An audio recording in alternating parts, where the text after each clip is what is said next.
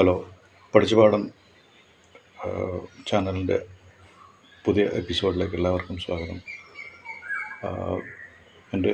എനിക്കിപ്പോൾ കുറച്ച് കൂടുതൽ സബ്സ്ക്രൈബർ സുഹൃത്തുക്കൾ ആകുന്നുണ്ട്. അതിൽ എല്ലാവർക്കും ഒരുപാട് നന്ദിയും സ്നേഹവും.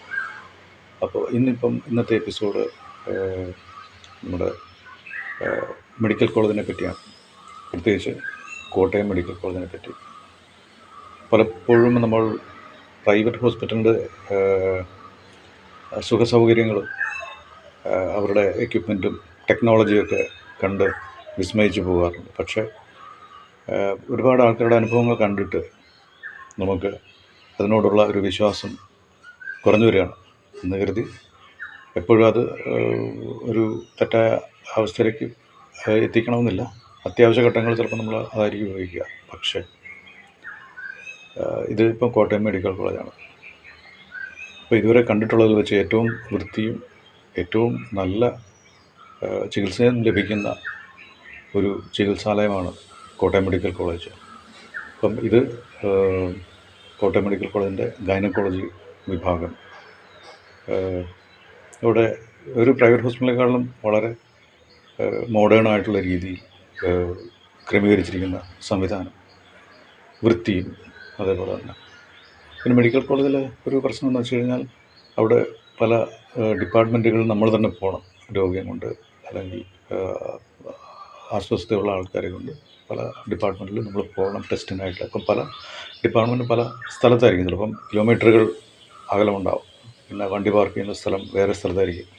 അപ്പോൾ ഒരാളൊക്കെ ഉള്ളുവെങ്കിൽ ഇത് ഭയങ്കര ബുദ്ധിമുട്ടായിരിക്കും. ഒരു സ്ഥലത്ത് നിന്ന് അവിടെ ടോക്കൺ എടുത്ത് മണിക്കൂറുകളോളം നമ്മൾ കാത്തിരുന്ന് ഡോക്ടറിനെ കണ്ട് പിന്നെ അത് കണ്ടുപിടിച്ച് അടുത്ത ടെസ്റ്റിൻ്റെ സ്ഥലം സംവിധാനമൊക്കെ കണ്ടുപിടിച്ച് പോവുക, അതൊക്കെ ഇത്തിരി നല്ല ബുദ്ധിമുട്ടുള്ള കാര്യമാണ്. പക്ഷേ അതെല്ലാം ചെയ്തു കഴിഞ്ഞാൽ നല്ല രോഗചികിത്സയും ഏറ്റവും നല്ല ചികിത്സ ലഭിക്കുന്ന സ്ഥലമാണ് മെഡിക്കൽ കോളേജ്. ഇത് ഇപ്പം ഈ കാണുന്ന കോട്ടയം മെഡിക്കൽ കോളേജിൻ്റെ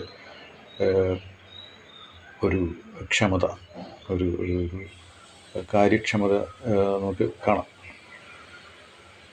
വേറൊരു കാര്യം ഒരു കൂടെ പറയാനുള്ളത്, പലപ്പോഴും ഈ ഒരു ശുശ്രൂഷയ്ക്കായിട്ട് അല്ലെങ്കിൽ ചികിത്സയ്ക്കായിട്ട് ഹോസ്പിറ്റലിൽ പോകുമ്പോൾ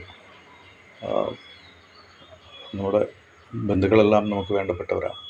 പക്ഷേ ഈ ശരിക്കും നമ്മൾ സഹായിക്കാനോ കൂടെ ഒരാളായിട്ട് നിന്ന് സഹായിക്കാനോ അല്ലെങ്കിൽ സാമ്പത്തികമായിട്ട് സഹായിക്കാനോ അല്ലാന്നുണ്ടെങ്കിൽ ഇങ്ങനെ ഫോൺ ചെയ്ത് അവരുടെ കൂടെ നിൽക്കുന്ന ആൾക്കാരെയും അല്ലെങ്കിൽ ആ ചികിത്സയ്ക്കായിട്ട് പോയിട്ടുള്ള ആൾക്കാരെയും വിളിച്ച് ബുദ്ധിമുട്ടിക്കുക എന്നുള്ളത് ഭയങ്കര ഒരു വിഷമകരമായിട്ടുള്ളൊരവസ്ഥയാണ്. വേറൊന്നുമല്ല, കുറേ തവണ വിളിക്കും. ചിലപ്പോൾ നമ്മൾ ബില്ലടയ്ക്കാനായിരിക്കും, ചിലപ്പോൾ നമ്മൾ ഡോക്ടറിനെ കാണുന്ന അവസ്ഥയിലായിരിക്കും, ചിലപ്പോൾ നമ്മൾ ഓട്ടത്തിലായിരിക്കും. അറിയാമല്ലോ ഒരു മെഡിക്കൽ കോളേജിലെ ഓട്ടം.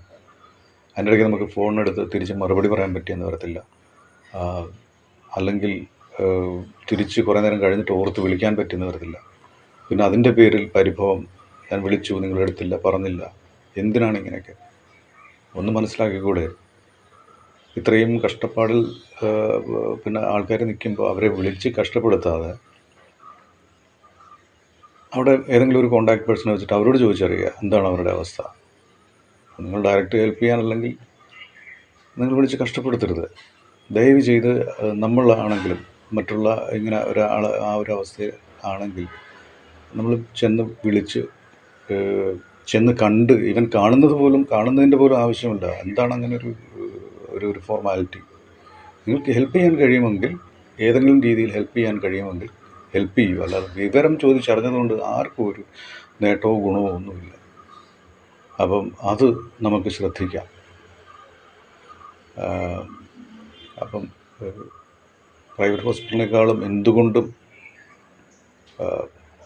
ഏറ്റവും നല്ല ചികിത്സാലയങ്ങളാണ് മെഡിക്കൽ കോളേജുകൾ. അത് വേണ്ട രീതിയിൽ മനസ്സിലാക്കി പഠിച്ച് ഉപയോഗിക്കാൻ ശ്രമിച്ചാൽ നമുക്ക് വളരെ വളരെ ഗുണം ചെയ്യും. അപ്പോൾ ഇതാണ് ഇന്നത്തെ എപ്പിസോഡിൽ നിങ്ങളോട് പങ്കുവയ്ക്കാൻ ഉദ്ദേശിക്കുന്നത്. അടുത്ത എപ്പിസോഡുമായി വീണ്ടും എത്താം. ഇത്രയും നേരം ഈ വീഡിയോ കണ്ടതിന് നന്ദി. എൻ്റെ എല്ലാ സബ്സ്ക്രൈബർ സുഹൃത്തുക്കൾക്കും എൻ്റെ സ്നേഹാദരങ്ങൾ. Thank you. ഇത് എല്ലാ ദിവസവും അവിടെ രാവിലെ നടക്കുന്ന ഒരു പ്രാർത്ഥനയാണ്.